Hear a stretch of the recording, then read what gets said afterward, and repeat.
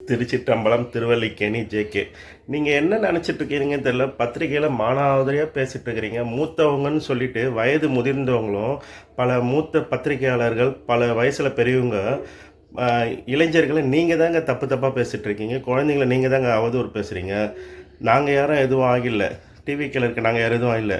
நீங்கள் என்ன பேசுகிறீங்க? தற்கூறின்றீங்க, அணிலின்றீங்க, அப்படின்றீங்க. ஒரு படித்த இளைஞனையும் ஒரு 18 வயசுக்கு மேலே ஆன மேஜரையும் நீங்கள் திட்டத்துக்கு உங்களுக்கு உரிமை யார் கொடுத்தா? இது எந்த சட்டத்தில் இருக்குது? நீங்கள் பாட்டுன்னு வாய்க்கு வந்த வார்த்தையெல்லாம் பேசுகிறீங்க. இன்றைக்கி கூட பத்திரிகையில் பார்த்தா கல்ட்டுன்னு பேசுகிறீங்க. யார் கல்ட்டுன்னு கேட்குறீங்க நீங்களாம்? நீங்களாம் முதல்ல அதுக்கு அந்த வார்த்தைக்கான அர்த்தம்லாம் உங்களுக்கு தெரியுமா?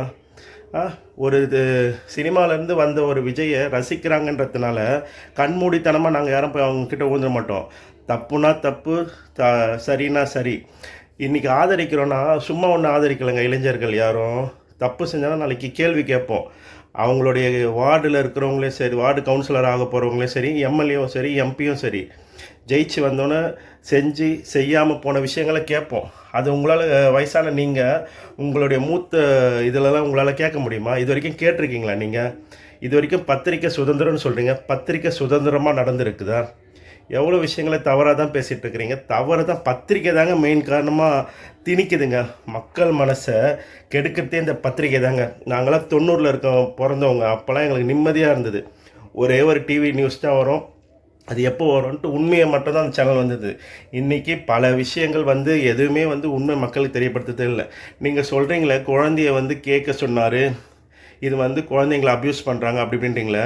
உண்மையான குழந்தைய அப்யூஸ் பண்ணவங்களா யாருன்னு பார்த்தீங்களா? அவர் தனக்கான ஓட்டை கேளுங்கன்னு அன்பாக ஒரு சொந்தத்தில் தான் கேட்டாரே தவிர, எத்தனையோ குழந்தைங்கள பாலியல் வன்கொடுமையெல்லாம் பண்ணியிருக்காங்க. அந்த நியூஸ்லாம் நீங்கள் போட்டிருக்கீங்களா?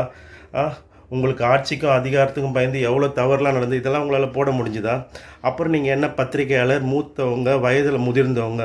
நீங்கள் முதிர்ந்தவங்க தாங்க. வயதில் முதிர்ச்சி ஆயிடுச்சு. உங்களது முடிஞ்சு போச்சு. நீங்கள் ஆண்டு அனுபவிச்சு எல்லாம் முடிச்சிட்டிங்க. நீங்கள் எங்களை எடுத்து போய் அடமானம் வைக்க வேண்டிய அவசியம் கிடையாது.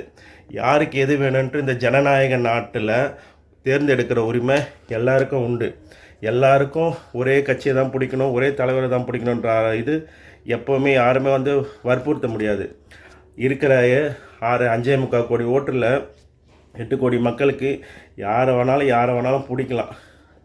எல்லாருக்கும் ஒரு பெரும்பாலான ஓட்டு வங்கி இருக்குது. நாங்கள் ஒன்றும் கண்மூடித்தனமாக இந்த கட்சி கெட்ட கட்சி, அந்த கட்சி நல்ல கட்சியெல்லாம் நாங்கள் சொல்ல. எல்லா தலைவர்களுமே நல்லவர்கள் தான். எங்களுக்கு டிவிக்கு தொண்டர் எங்கள் எல்லாருக்கும் தெரியும். உங்களை மாதிரி நீங்கள் தாங்க தற்கூறி எங்களை போய்ட்டு பல விஷயங்களை கில்ட்டுலாம் பேசிகிட்டு இருக்கீங்க. கிழடு நீங்கள் தாங்க.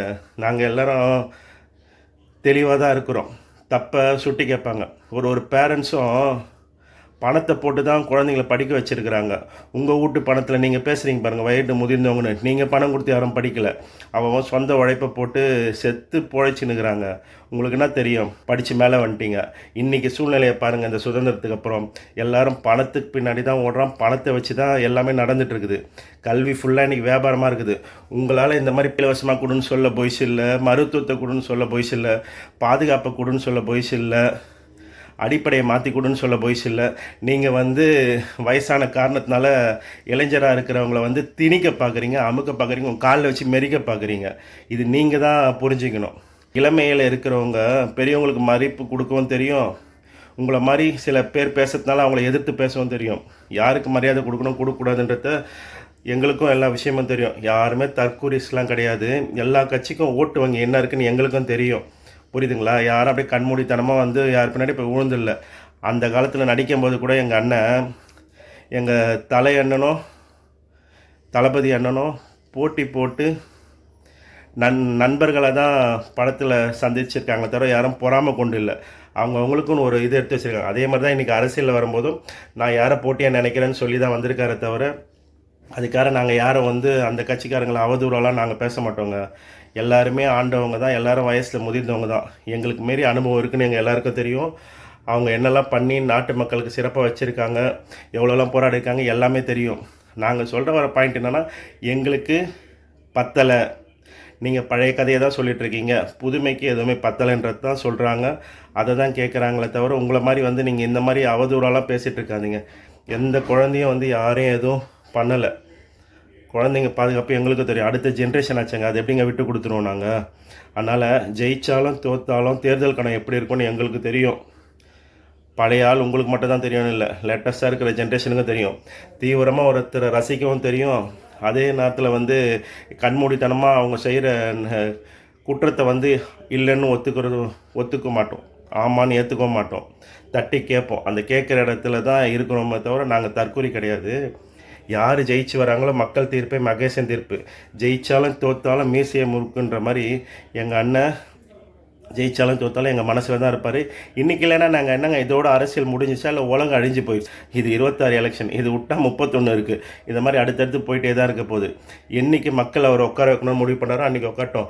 அண்ணன் பேரறிஞர் அண்ணா அவர்கள் கூட கட்சி ஆரம்பித்து அவ்வளோ பிரபலமாக இருந்த அவரே ஒரு 12-13 வருஷத்துக்கு அப்புறம் தான் மக்கள் வந்து அரியணையில் உட்கார வச்சுருக்காங்க. அந்த மாதிரி அதே கட்சியிலேருந்து தான் எங்கள் புரட்சி தலைவர் எம்ஜிஆர் அவர்களும் வந்தாங்க. சில கோட்பாடுகள்லாம் பிடிக்கலன்னு வெளியே வந்து அவங்களும் ஆட்சிக்கு வந்தாங்க. இந்த மாதிரி ஒவ்வொருத்தருக்கும் ஒரு டைம் இருக்குது.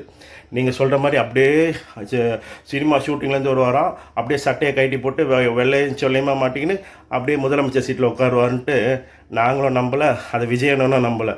அவருக்கு உண்டான எஃபெக்டை போட்டு தான் அவர் வராரு. இத்தனை காலமாக நடித்து மக்கள் மன்றத்திலேருந்து பல விஷயங்கள் நன்மையெல்லாம் மக்களுக்கு பிரபலம் பண்ணாமல் நன்மையை செஞ்சார். இன்றைக்கி அதெல்லாம் பத்தாதுன்றதுனால தான் அரசியலுக்கு வராரு. சில குறை நிறையெல்லாம் சரி பண்ணுன்றதுக்காக தான் வராரு தவிர அவர் ஒன்றும் ஆட்சியிலையும் அதிகாரத்துலையும் உட்காந்து நீ சர்வாதிகாரம் பண்ணுறதுக்கு வரல. நீங்கள் முதல்ல வார்த்தைகளை சரியாக பேசுங்க. வயசானவங்க, உங்களுடைய காலம் முடிஞ்சு போச்சு. என்ன மிஞ்சி போனால் 70, 80, 90 வாழ்ந்துன்னு இருப்பீங்களா? இன்னும் எத்தனை காலம்? 2000 காலம் வாழ்ந்துட போகிறீங்களாண்ணா? இப்போ நாங்கள் 40, 45 இருக்கோம். நாங்கள் இன்னும் ஒரு 50,000 வருஷம் வாழ்ந்துட்டு போகிறோமாண்ணா? எல்லாருக்கும் ஒரு ஆயில் எழுதியிருப்பான், பிறக்கும் போதே இறப்பு ஒன்று இருக்கும். அதனால் அதெல்லாம் பற்றி யாரும் கவலைப்படலை. யார் தப்பு செஞ்சாலும் கேட்பாங்க பொதுமக்கள். கேட்குற இடத்துல தான் இருக்கிறோம். யாரும் ஒன்றும் தற்கொலை கிடையாது. ஒருத்தரை பிடிக்குன்றதால கண்மூடித்தனமாக அப்படியே சலாம் போட்டுற மாட்டோம். கேள்வி கேட்பாங்க, பார்க்க தானே போகிறீங்க. இது புதுமையான எலெக்ஷன்றது அண்ணன் சொல்கிறது உண்மையான விஷயந்தான். தட்டி கேட்குற இடத்துல பொதுமக்கள் இருக்காங்க. மக்கள் தான் மன்னர்கள். அவர் மக்கள் வழி நடத்தக்கூடிய தளபதி தான். அதில் எந்த மாற்றமும் கிடையாது. எல்லாமே சரியாக தான் நடக்கும். நீங்கள் பாட்டுன்னு பயப்படாமல் பதறாமல் அவர் அரசியல் ஆரம்பித்து இந்த 2-3 வருஷத்தில் நீங்கள் அவரை வச்சு எப்படி பொழைச்சிட்ருக்கீங்க நாங்களும் பார்த்துட்டு தான் இருக்கிறோம். ஒரு சேனல் பாக்கி இல்லை, ஒரு இது பாக்கி கிடையாது. எதில் எடுத்தாலும் விஜய் விஜய் விஜய் விஜய் விஜய் மட்டும்தான். அதுவே எங்களுக்கு பெரிய வெற்றி. எங்கள் அண்ணனுக்கு இதுவே பெரிய விஷயந்தான். ஜெயிக்கிறாரோ தோக்குறாரோ எல்லா மனநிலையும் நல்லா தான் இருக்குது. அவன் உழைச்சாதான் சோறு. அதனால் எல்லாருக்கும் தெரியும், யார் ஆண்டாலும் யாருக்கும் ஒன்றும் கிடையாது.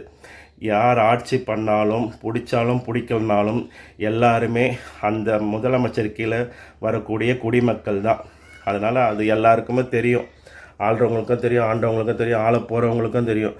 நீங்கள் வந்து வயசானவங்க வந்து தேவையில்லாத வார்த்தைகள்லாம் பேசி மக்கள் மனசை நீங்கள் தான் வந்து துன்புறுத்துறீங்க. நீங்கள் தான் மன உளைச்சலுக்கு ஆளாக்குறது பார்த்திங்கன்னா இந்த வயசானவங்க தான். எல்லா வயசானவங்களும் சொல்லலை, யாரெல்லாம் இந்த மாதிரி அவதூறு பேசிட்டீங்களோ அவங்க மட்டும்தான். எல்லாம் எங்களுக்கு பெரியவங்களையும் மதிக்க தெரியும். அவங்க காலில் விழுந்து மன்னிப்பு கேட்கவும் தெரியும். இந்த மாதிரி தவறாக பேசி மக்கள் மனசை வந்து கலைக்காதீங்க. யார் வரணும் போகணுன்றது ஆண்டவன் பார்த்துப்பான். அதனால் நீங்கள் வந்து இந்த மாதிரி அவதூறு பேசி மக்களை திணிக்காதீங்க. நன்றி.